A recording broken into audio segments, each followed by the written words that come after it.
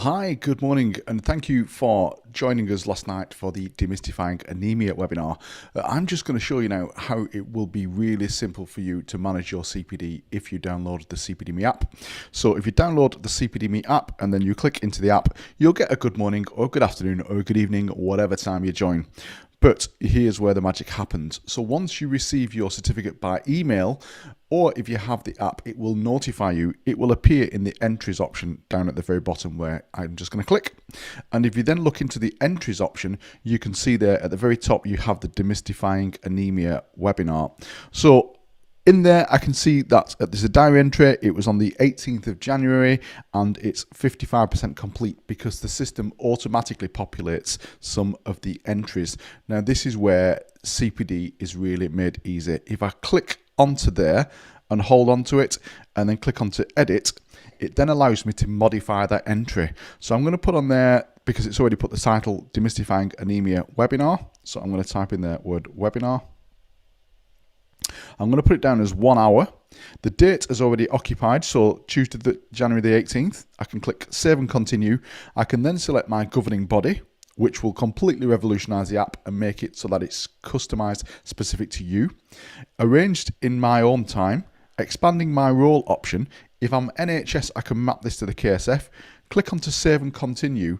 And this is where the magic happens, because this is where it allows you to reflect really easily on your learning and development. So you can click on that little question mark and it will tell you what you need to put in there. So things like, why did you select the learning? How will this influence the way that you do your job? And how will it benefit the service user, customer, or the patient? So very simple reflection. Click onto the option and click the dictate, and then you can dictate into your phone. So I'm going to first answer the question, why did I select this learning?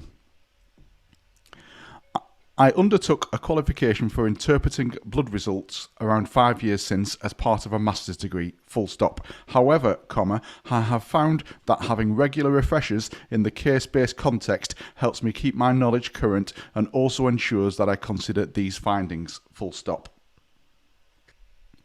So I've answered the first question, why did I select this learning? I'm then going to answer the next question, which is, how will this influence the way that I do my job? So I'm going to click on the little dictate button again.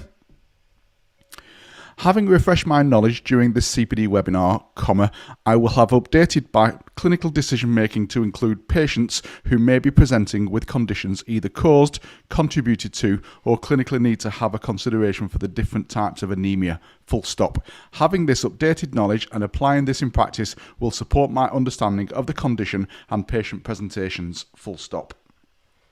So again, what I've done there is I've literally answered number 2, which is, how will this influence the way that I do my job? I'm going to go down to the next paragraph, because this one is where I'm going to put, will this benefit the service user, the customer, or the patient? So click on the little microphone again. Having updated my knowledge with this CPD webinar, this will directly impact my patient care, full stop. I work both in primary and emergency care settings, and I'm expected to interpret blood results as part of my role, full stop. Understanding anemia and the types and causes will better support patient care and the knowledge directly, which translates into better clinical practice and decision making. And that is it. Ladies and gents, it is as simple as dictating into the app, and you can see there that I've very quickly made an accurate reflection of what I've learned and how that's going to change my practice. If I click on Save and Continue, you can then map this to the HCPC standards. So I will say, don't just tick them because it's easy to tick them. Please make sure you understand the HCPC standards. Then you can see there it's already put the web address in. So it's put the web address in as cpdme.com webinar, where I can rewatch this. And I can also see it's attached my certificate. So if I click on there, you can see that the certificate is already attached in there automatically for you. And that's what we do here at CPD Me, make it simple by dropping your certificate in there. Now, what we do know is that if you record your learning within 24 hours of this event taking place, your reflection will be far more accurate in relation to what you learned and how that's going to influence your change of practice. So please take this opportunity to download the app and make your CPD simple. Once I'm happy with that certificate or I want to upload more evidence, I can click on Save and Submit, and the entry has now been saved. And you can see there at the top of the entry, the diary entry has gone green. I've got a big green tick because I've reflected. And if I click onto Preview now, you'll see that it's already formatted a complete print-ready copy of my CPD entry, and below that is my CPD evidence. And you can edit, amend, add more evidence, however you seem fit, but please take some time to download the app. I promise you it will change the way that you manage your CPD forever. Stay safe and be good to each other. Gosh, you can waffle on, can't it? Good evening, ladies and gentlemen. The reason I played that video was I get lots of requests showing how we use the CPD Me app following a live webinar. So if you manage to catch up with that this evening, you'll know that once you've attended this tonight, your certificate will drop in the app. And then to complete that circle of learning and reflection, you just need to do exactly what I've showed you in that video. So, good evening. How to support trainees, mentoring and good practice. So for those people who's never been on a webinar before, very good evening to you and thanks for joining us. But we can't see or hear you. So if you're wearing a fancy dressing gown, maybe your loved one bought you for Christmas, or maybe you just sat there in your boxer shorts, whatever. In fact, we can't see you, so you don't need to put something over the camera. And equally, we can't hear you, so you don't need to worry about pressing the mute button. If you have any questions for Dr. Mike, please do use the question box in there. So at the very bottom or the very top or the side even, you should have a Q&A option, and you also should have a chat option because it's always good to keep interactive as part of this virtual learning journey. So always good pop in chat where you may be dialing in from tonight, maybe what you do for a living, maybe your experience of mentoring. I've had some wacky experiences over the years of mentoring new students in the pre-hospital world. And so I might share one with you after questions and answers. If you are a member of CPD Me, then you will get a CPD certificate, and that will drop automatically into your mobile app or to your dashboard, and you also get a copy by email, and then you just need to go in and reflect, and that will help you build your professional portfolio easily. And everybody will get a copy of the recording of this webinar tonight, so you can use it to reflect upon again in the future, or you can share it with colleagues. And again, like I've just demonstrated in the app, your CPD certificate will automatically drop into your portfolio for you to make recording CPD simple. If you are on Twitter, please do copy us in. So whatever you're up to tonight, whether you're at work, on a hospital ward, whether you are just tidying up from a classroom session, or indeed you are up and down in an ambulance or a primary care response car, please do send us a selfie where you're up to, specifically if you're learning in a relaxed environment, and copy us in at CPD Me, or indeed use hashtag CPD Made Simple so we can find you. If you are not a member of CPD Me, then why not? It's always worthwhile joining. It's £15.99 a year for our premium membership, and that gives you 80 live webinars like this with automatic certificates and, of course, the best CPD recording system in the world. But then I would say that because I'm part of it. So if you want to take a trial, just £1.99 for literally 30-day trial, and then it's £15.99 per year, not per month. It is just per year, and there is lots of great benefits from there. So if anybody does use CPD Me and finds it useful, please do pop into the chat, and that will support others to join us. We have got an amazing symposium coming on Saturday, the 12th of March from 9 o'clock till 1 o'clock on spotting a sick child. And that's presented by Dr. Deshana, who's one of our paediatric consultants, and some colleagues. So if you are interested in that event, please do jump over to cpdme.com after this and CPD event, where you can take part and book yourself a ticket for that amazing opportunity. So anybody who deals with sick kids, that's a great opportunity to pick up on some top tips from Dr. Deshana. As you know, sometimes we fill up pretty quickly on these webinars. So if we're ever full, or you don't get your link for whatever reason, then you can always jump across to our YouTube channel where we live stream these webinars. And so you can always jump across and watch that. And if you subscribe, of course, then you'll get notified every time we go live. So if you know me by now, we do like a little competition.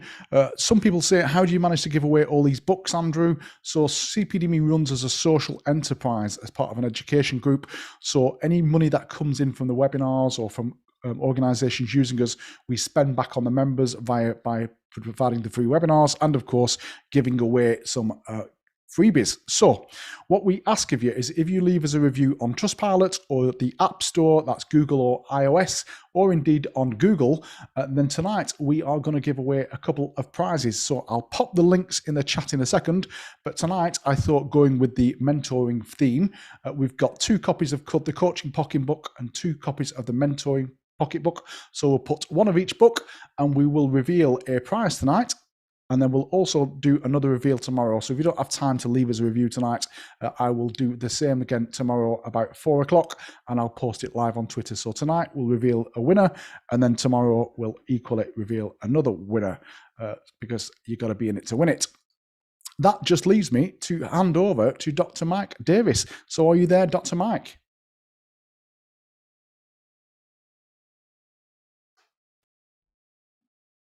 Oh, I'm not sure. Sorry, You're on mute. I was muted. I am here. Oh, my little heart went pitter patter then, Mike, in anticipation you'd run off. Some clinical support there for a moment there. Okay. Welcome everybody, and I'm just going to share my screen.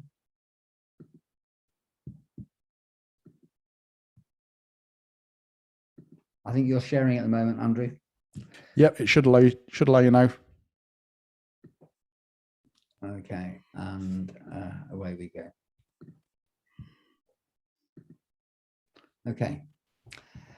Okay, so can you see that, Andrew? Are we ready to go? Andrew? Sorry, yes. Okay. Can you see that?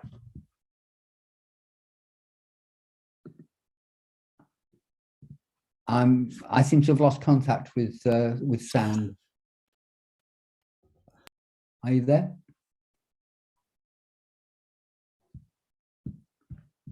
Okay, I'm assuming that people can see and hear me. I'm getting those messages from the chat space, so thanks very much for that. I seem to have lost Andrew temporarily, but that's okay. Right, so welcome to this evening's session, which is going to be a pretty introductory session here on the importance of providing a degree of support for any trainees or people you have responsibility for, or just people that you're working alongside. And I think that that is probably absolutely the basis of what I'm going to be talking about this evening. The fact is that we can all occupy the mentor role, and we often do that without necessarily thinking through what our responsibilities are and how we exercise those. So what I'm going to be doing this evening is just providing a little bit of a structure for the sorts of things that you might find useful to help organize the interactions that you have with people as you engage in your professional day-to-day lives. So for those of you who don't know me or not come across me before, this is my email address and Twitter handle, and obviously you can all recognize that my current place of occupancy, I live in Blackpool in the northwest of England, and that is one of my favorite images of Blackpool that I managed to find on the internet. So it's not actually raining at the moment, but that's not untypical. Okay, so I'm going to spend a little bit of time thinking about what the responsibilities of the mentor might be. And I came across a definition of the origins of the term. And this arose from a conversation I was having with one of my colleagues in the life support community some time ago about the words that we tend to use to describe the process of mentoring in those sorts of educational settings. And we were discussing the fact that mentor is a word, and its origins of the word mentor is actually a person called Mentor. And according to Homer, not Homer Simpson, of course, but the poet, the mentor's job was to keep the household undisturbed. And that I thought was quite an interesting explanation of possibly the responsibilities that we have for the groups of people that we find ourselves working alongside. But it is generally considered to be fairly unspecific. And in fact, in Homer's terms, we find that mentor was in fact replaced by another character called Minerva, who was disguised herself as mentor and then took on responsibilities in a slightly more specific way than mentor originally perceived the responsibility. So it was to keep Telemachus on track, to goad him into action, to guide and protect, to dispense advice, to help with management, and bizarrely, the idea of deflecting spears and getting rid of suitors were also part of the responsibility that Minerva took on herself as mentor's guide. So here we have a situation where the person who is receiving advice, receiving guidance, etc., is the person who is characterized as the mentor, and there isn't, in fact, a name for the person who's on the receiving end of that.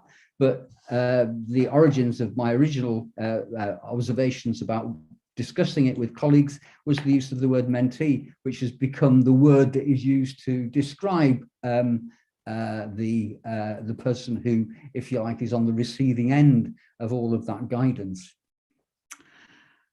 The more I thought about it, the more I actually was quite drawn to the idea of keeping the household undisturbed, actually. The components that Minerva took on herself to take specific responsibility for supporting Telemachus were a little bit more direct, in a sense, providing a degree of advice, protection, etc.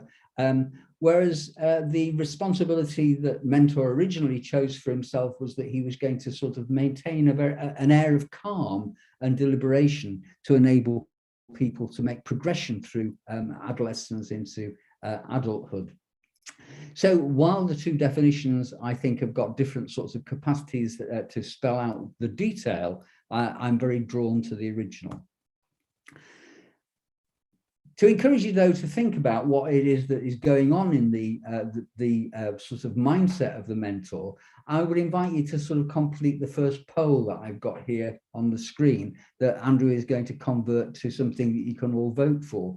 So what is the main role in your perception, either based on your experience of taking on this responsibility or having that sort of mentor relationship with a more senior colleague? Which one do you think is the key ingredient there?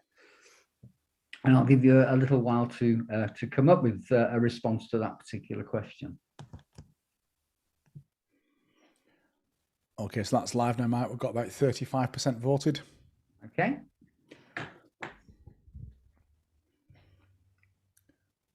We'll wait until we get up to 65. If you are on a mobile device, if you turn it sideways, the poll should appear for you, so I'm informed.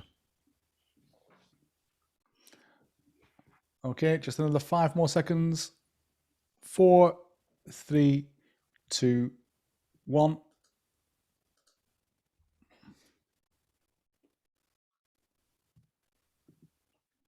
Okay, so it's looking like it's pretty much.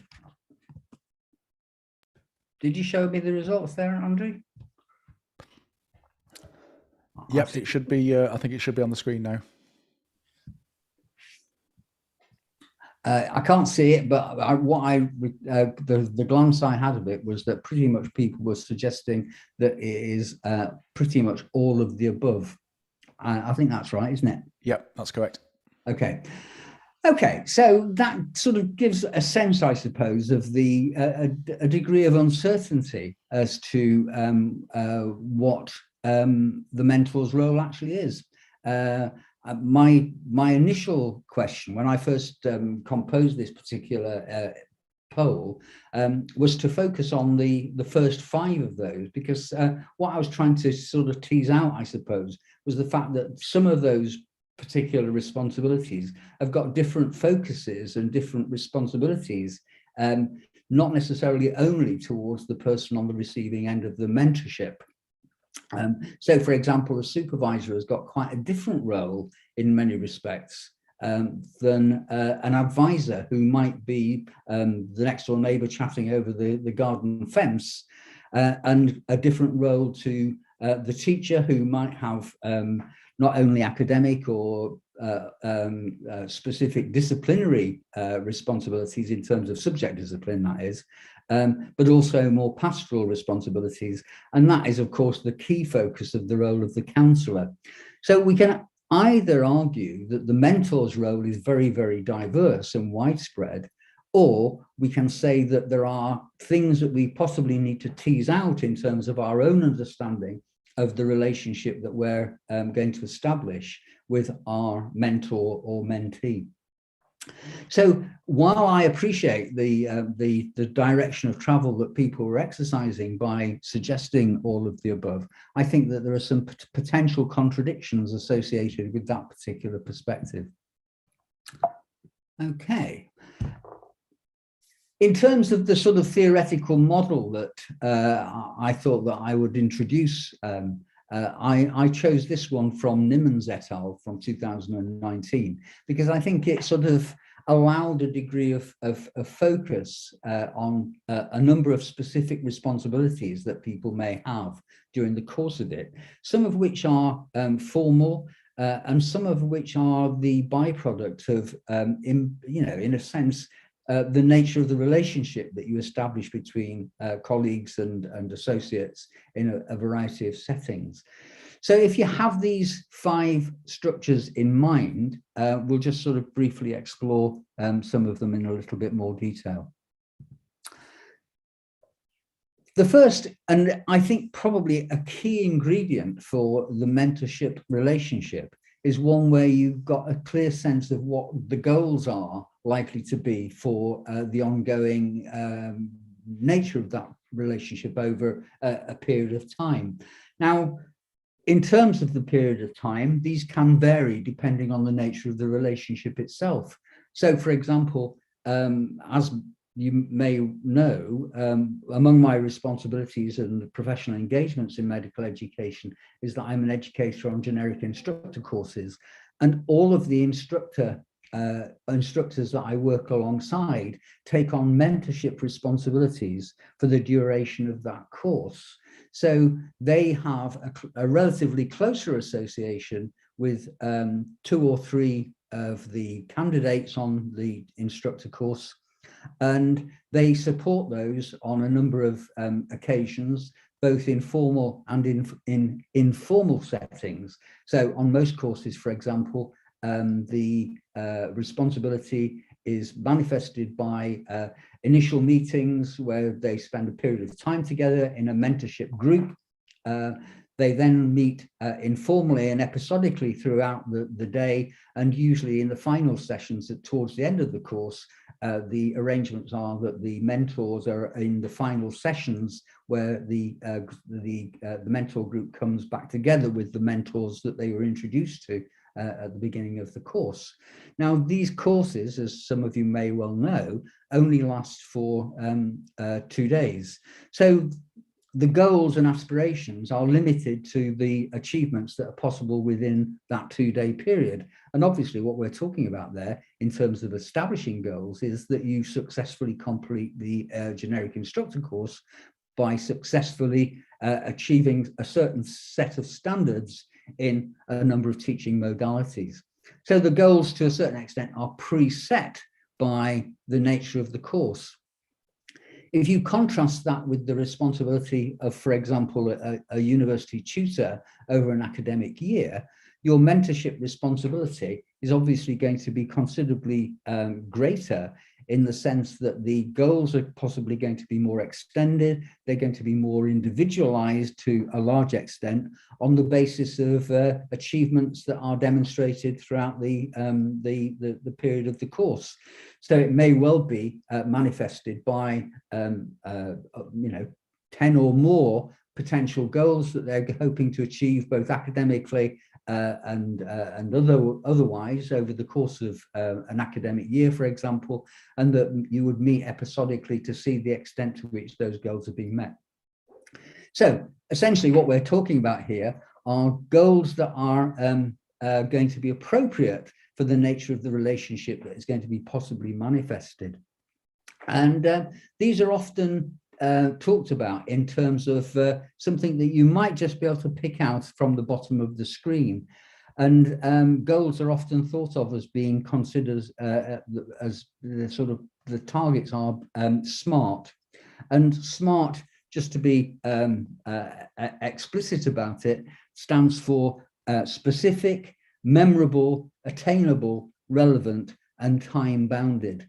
And that is a very well-known acronym that describes the goal-setting responsibility, excuse me, that is shared between the mentor and the mentee.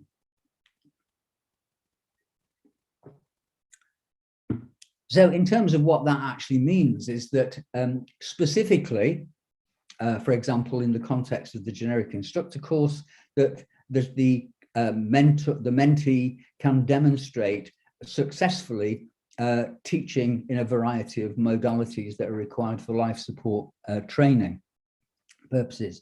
So you're as specific as that type of thing, rather than being, for example, becoming an effective medical educator, which is a much more generic objective that perhaps people might aspire towards over a longer period of time and in a variety of different approaches. Quite clearly, the goals have got to be memorable, i.e. you've got to be able to remember what they are, in the sense that you're setting off in possibly a complex journey, and you've got to have the potential goals in mind as you engage in that, so that you can address the particular demands of the goal that you've set for yourself. They've got to be attainable in the sense that there's no point in setting a goal that is going to be impossible to achieve, either by virtue of the time available or the range of opportunities that will be presenting themselves for practice or whatever to allow you to achieve that particular thing. So, for example, it would be entirely inappropriate to say that by the end of this course, I'm going to manage to design a rocket that will take me to the moon and bring me back, because quite clearly that wouldn't be attainable. The argument being that it's got to be relevant in the sense that it's got to be appropriate for the task that you are engaging in terms of the goal setting. So there's no point in setting something that, you decide that you're going to become an expert in playing poker, for example, as part of your paramedic training program, as an example. And the time boundaries are quite simply there to provide you with an opportunity to recognize the fact that there are periods that are appropriate for certain sorts of things. So to go back to the generic instructor course, a 2-day time is the time that you've got available to do that sort of thing. And you can't say to yourself, well, I'm going to do most of the teaching modalities, but I'm going to leave simulation training for another time because I don't have the opportunity to practice it fully in the time that I've got available here. That wouldn't be acceptable for the people who are taking responsibility for the management of the course. So what we're arguing here is that goal setting actually is one of the key ingredients of the whole process of the mentoring relationship. And I think the question that we've got to ask ourselves at this point then is, where does the drive for that goal setting come from? And I think it's got to be primarily arising from the person on the receiving end, if you like, of that mentorship relationship. So by virtue of the fact that you choose to become a candidate on a generic instructor course means that you're going along with the essential goals that are being set by the Advanced Life Support Group and the Resource Council UK in creating an opportunity to become an effective instructor. So you're buying into, if you like, some of the preordained goals that have been created for the purposes of maintaining that particular community of practice. Okay, so I was going to suggest that we did this role, but it would this second poll, but it would be a little bit of a challenge to do in the model of polling that we use here. So I'm going to do it by inviting you here to write into the chat space.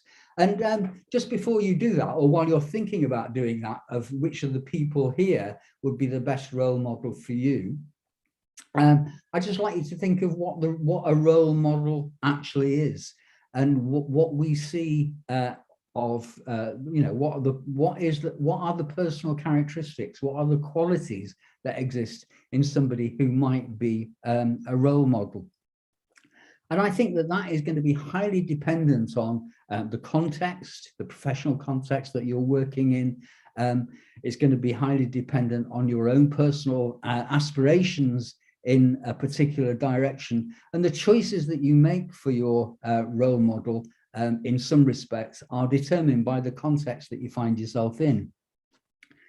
If you look at the responsibility from the other side, however, we're looking at a different way of thinking about role modeling. But in the meantime, what I'm going to do is just give you 30 seconds or so to write into the chat space any thoughts about who would be the best role model for you from those there.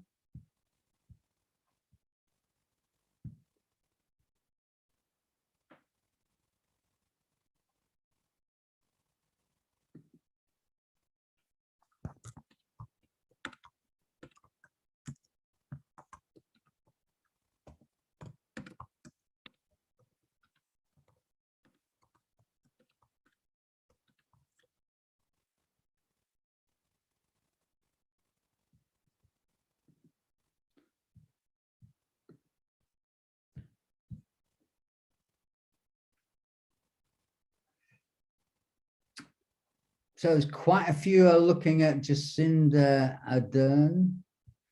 The idea of her merging with Billy Connolly is an interesting thought from somebody.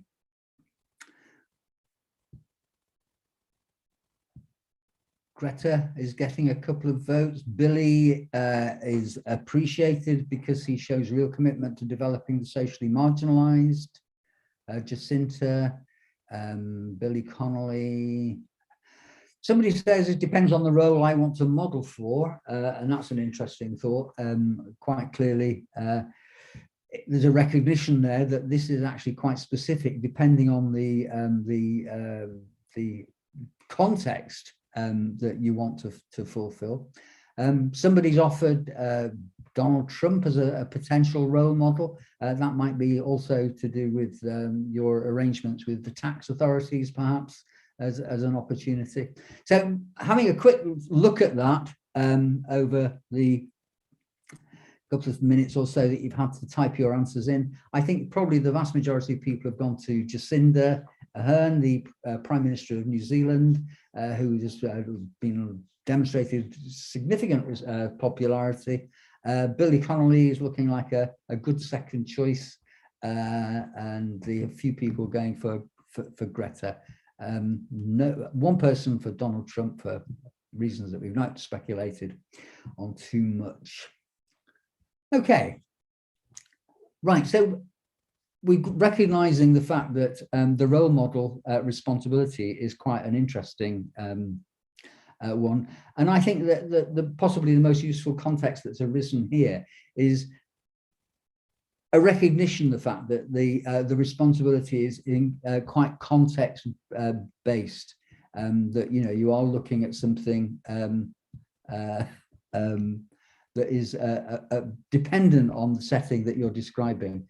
Somebody suggested here that they've organized a mental health referral for the Trump supporter, and that'd be an interesting follow-up for us to explore perhaps later on in the session. So role modeling then, in terms of the way in which I think about it on the short courses that I engage in, is that I think that what we're looking for are instructors, the fellow instructors who work on the courses, and are inviting our candidates to demonstrate a range of abilities associated with teaching in a variety of modalities, is that whenever they have the opportunity to demonstrate elements of those skills, that they exercise them appropriately. They implicitly engage in a process that demonstrates the characteristic features of the role that they want the candidates to acquire during the course of their two-day exposure to, if you like, some of the theory and practice associated with that. So what I mean by that is that if, for example, one of the responsibilities an instructor has is to give a lecture demonstrating certain characteristic features And for those of you who have done the generic instructor course will know that there is a particular model of teaching that is demonstrated and looked for, is that you're looking for people to keep to time, to have a degree of interaction with the audience, to encourage interaction among the audience members, to be limiting themselves to addressing the learning outcomes that are made quite explicit at the beginning of the lecture, that they provide an opportunity, for example, to invite questions at the end of the session before they actually summarize by revisiting the learning outcomes that have been introduced early on in the session. So, in other words, they're behaving appropriately in terms of the structures that have been defined by the way in which the course has been designed. They're looking for a systematic approach that provides a particular sort of structure.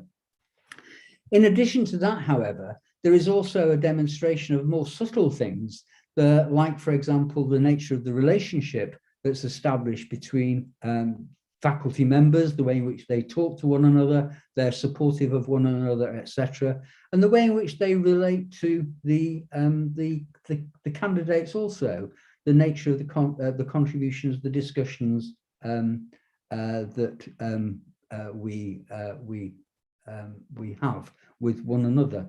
So being polite, being kind, being light-hearted, perhaps, being recognizing the fact that there are issues that perhaps need to be addressed through appropriate contributions to learning outcomes, etc.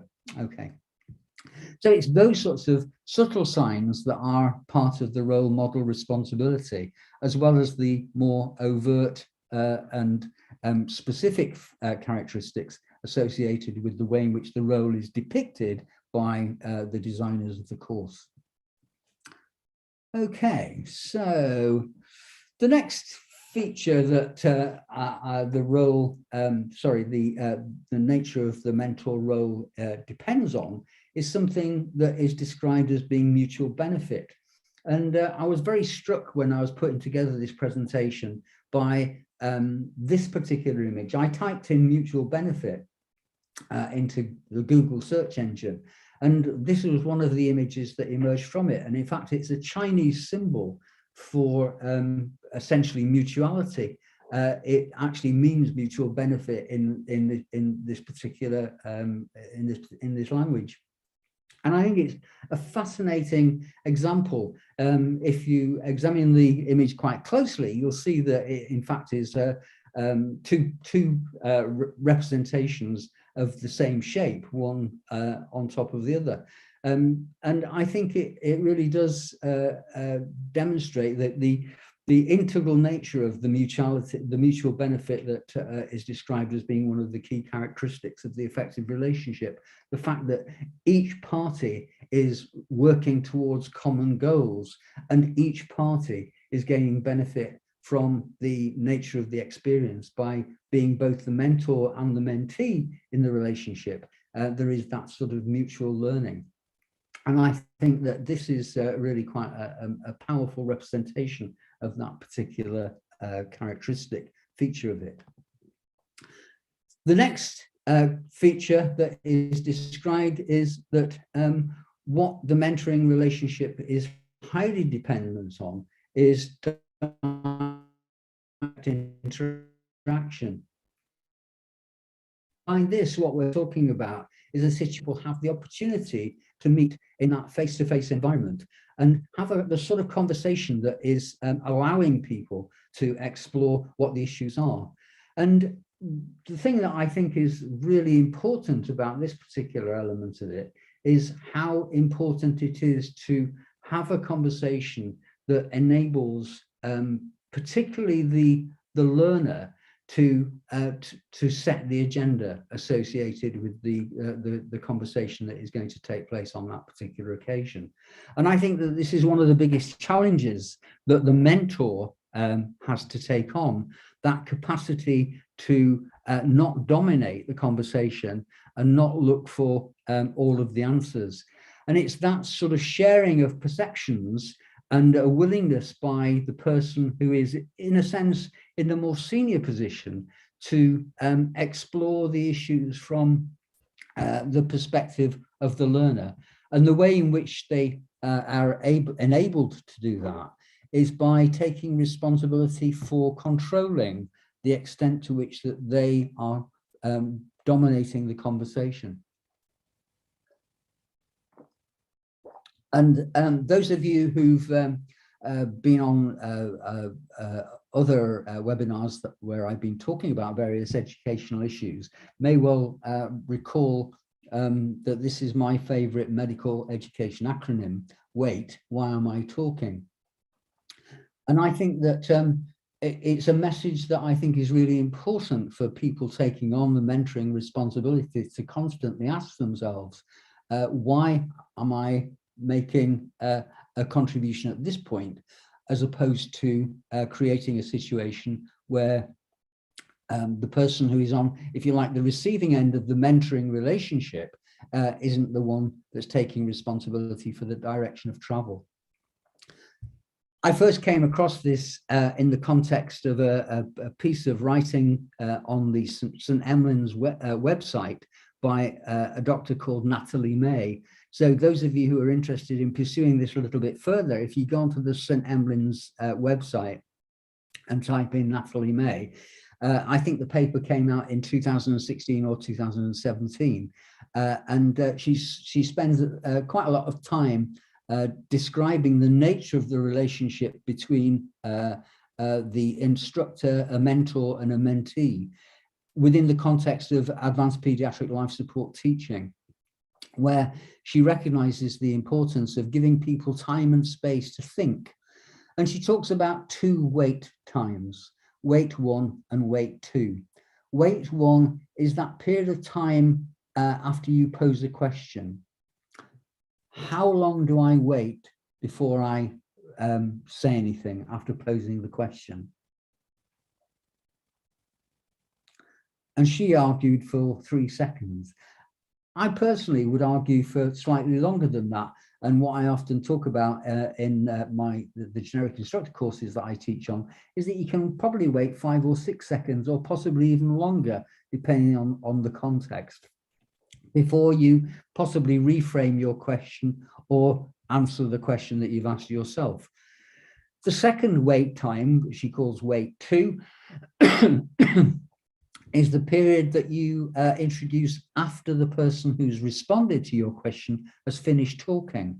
And the idea there is that it may well be that you give people the opportunity to listen in on what they've just said and come up with second thoughts in the light of the fact that they just articulated a particular response.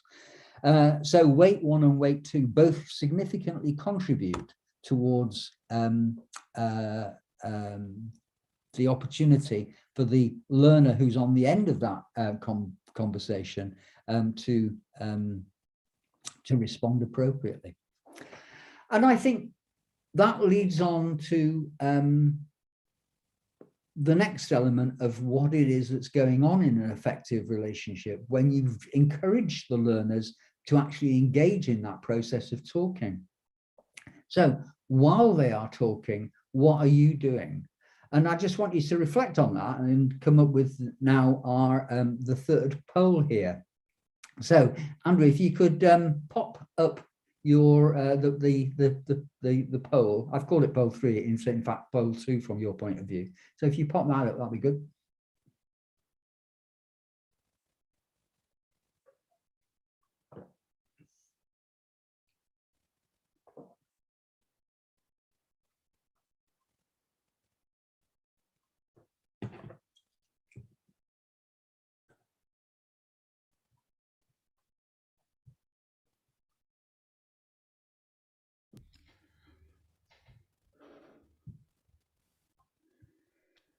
Okay, we've got about 45% voted. We'll just leave it open for another 5 more seconds. Yeah. 4, 3, 2, 1. And I'll reveal the results for you. Okay, so looking out of the window, no responses at all. I'm delighted to hear that. Couple of people think about making notes, nodding, saying yes, go on, etc., looking like the favorite actually. And if you've put down other, if you can sort of just take a second or so to to put that into the chat box so we get an interesting idea of what it is that other is. I think it's an interesting issue, is this, that in terms of the way in which we want to actively encourage people to engage in the process of articulating their thoughts that are not they're possibly not entirely clearly worked out. They're sort of exploring what the issues are in their own mind. They're paying attention, in a sense, to what it is that they're saying, and responding to the situation in the way in which an American adult educator of some notability described as that I don't know what I'm thinking till I hear myself say it. So those sorts of processes of allowing people to be speculative and so on, and that you are maintaining an interaction with them that doesn't get in the way of that particular sort of thing. So possibly occasional eye contact, occasional nodding, or as it says in the poll, sounds, or yes, go on, and so on. So a whole range of possible encouraging noises, perhaps, and body language that indicates paying attention, engagement, interests, in, degree of enthusiasm, and so on, without actually overly influencing the direction that people are likely to be heading in. And I think that's what is the sort of thing that's been commented on here in the chat space. Robin talks about using engaging body language, mirroring, open listening, encouraging, etc. Jane talks about listening to the person, they're taking the time to answer, so you have to have the professionalism to listen. And I think that's an entirely appropriate way of thinking about it, that you're encouraging people to talk, and in doing so, it's important that you demonstrate that willingness to, if you like, commit yourself to their engagement. And I think that the word that is increasingly used to describe this process is the notion of active listening. And in exploring this particular notion, using Google a couple of days ago, I came across this image of Sigmund Freud and his approach to psychotherapy, which of course is in fact a listening act. It was something that became very much almost a cliche representation of the psychoanalytic experience, is that the psychoanalyst would be at one end of a couch where people would lay out in an entirely relaxed and reflective orientation, without the distraction necessarily of another person, even in line of sight. And I think that that is an interesting thought, really. I'm not suggesting that that's how we conduct our mentoring relationship, but it is certainly something that represents in some way that sort of distance and remoteness from active engagement in the conversation, as opposed to active listening by paying careful attention to what it is that people are saying. And how they're saying it, and being willing from time to time to engage with them in terms of how they perceive the subject matter. The final observation that was thought of as being a key ingredient in the mentoring relationship was the whole notion of the exploration of experience. And I think this is an extremely important component of how we determine the nature of the mentoring relationship. There was an implication, I think, in the paper that I described earlier on, that you'll be able to have a look at when you revisit the slide set, if you need to do so, that the mentor, almost by definition, had more experience of a particular engagement, a particular activity, than the mentee. And I think it's probably fair to say that that is, in some respects, that is the case. But I think it is also possible to say that the nature of the mentoring relationship can be determined among peers. So peer or near peer mentoring relationships are very much a feature of quite a lot of medical school interaction, for example, and students who are either in the same year group or separated by only a year have the opportunity to take some responsibility for allowing people to explore their experiences. And I think the key ingredient really in terms of fulfilling the mentoring role effectively is not necessarily experience of the domain, but experience of the role of the mentor. So, for example, as a non-clinical person, I feel fairly confident in some respects, providing mentoring support for colleagues from a variety of medically related practice. I couldn't talk about the way in which they would manage a particular clinical skill, for example, or a particular engagement in a say, for example, an RTC, because I don't have that experience to build on. But nevertheless, my experience of the educational setting and my experience, arguably, of the world might enable me to bring some contribution to that conversation. And you'll have to excuse me, I've got a little bit of a sore throat this evening. Which, of course, actually allows me to say this is the point at which I'm going to bring this to a close and possibly take any questions in the last 5 minutes or so. But essentially, that is the introduction that I wanted to bring to you during the course of this evening. And it is very much of an introductory exploration of the issues. But essentially, those are the 5 components that I think are the important ingredients that I would like to offer to you. So over to you, Andrew. Dr. Mike, thank you very much. I'm glad to see you've got some water at least. And so I'm the sorry last thing we want you to do is we don't want you choking live on a webinar all day. Right, just let me stop sharing. Where are we? Cancel that. So what I'm going to do is I'm just going to give people 1 or 2 minutes just to pop some Q&A into the box. And then I'm going to tell you what webinars we've got, except I'm going to have to do something different tonight because we have got so many webinars listed that I didn't want to list them all on the presentation. So hopefully you should be able to see my screen now. Can you see my screen, Dr. Mike? Yeah, come. So if you want to have a look at our up and coming webinars, I think there is about 30 of them listed. So rather than have you go through the presentation and see them all, just go to cpdme.com/webinar or just Google search webinar and you can pretty much see them all on here. So I'll walk you through how you find them. You just literally go to the webinar page on the website, scroll down, and then you can see our live up and coming webinars. And so we have got on the today, which is Dr. Mike. We've got January the 25th, Assessment of Dizziness, presented by Ben Roberts. We've got February the 2nd, Pre-Hospital Airway Management by Kate Crutzen.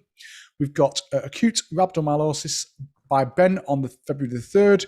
And then we literally have got rows and rows and rows of live up and coming broadcasts. So please jump across to the website and have a look at our up and coming webinars, because there is just too many to list on the presentation tonight. So that'd be a fantastic opportunity for you to do that. I have just popped up the links. I've got 9 reviews up to now who's left us reviews. And so if you haven't done so already, please do take this opportunity to leave us a review while I try and get the presentation back up. Or if you haven't downloaded the app already, now's a great time to scan that QR code or just Google search CPD Me app or search CPD Me on the App Store. There's a website address for those people who can't find the webinars. So just go to cpdme.com/webinar. And let's have a look at the questions and answers. What I am going to do tonight, because we've got about 135 people on tonight, as I'm going to, if you download the app, I will give everybody who's attended tonight a free CPD certificate. So you will get that. That will come out after this live webinar this evening. So if you have got the mobile app, it will notify you when that arrives. And like I showed you at the beginning, you'll be able to reflect upon Dr. Mike's session. So we've got a question from Alan. How important is it for the mentor to motivate the mentee, or is it the mentee's sole responsibility, Mike? Interesting question. My personal view is that it is the responsibility of the mentee really to bring a commitment and an engagement to the setting. My response is based on my general view of the nature of the expectation that we have of the learner, that they are adult, they are going to be almost by definition motivated because of the nature of their commitment to their own ongoing development. I think that where there is an expectation that we have to take responsibility to encourage them is sort of locked in a more of a sort of school-orientated pedagogy that I think is inappropriate, really. And quite honestly, it often is creating a situation where you're actually encouraging dependence. So my general view is that, you know, as a mentor, I am hopefully available. I'm willing to take on responsibility for exploring the issues that people bring to me, but I'm not going to bang my head against a wall when I don't think there is going to be the likelihood of any success. Thanks, Dr. Mike. We've got another question from Neil. As an instructor, mentor in a previous life, this was a role you were selected for by experience and ability.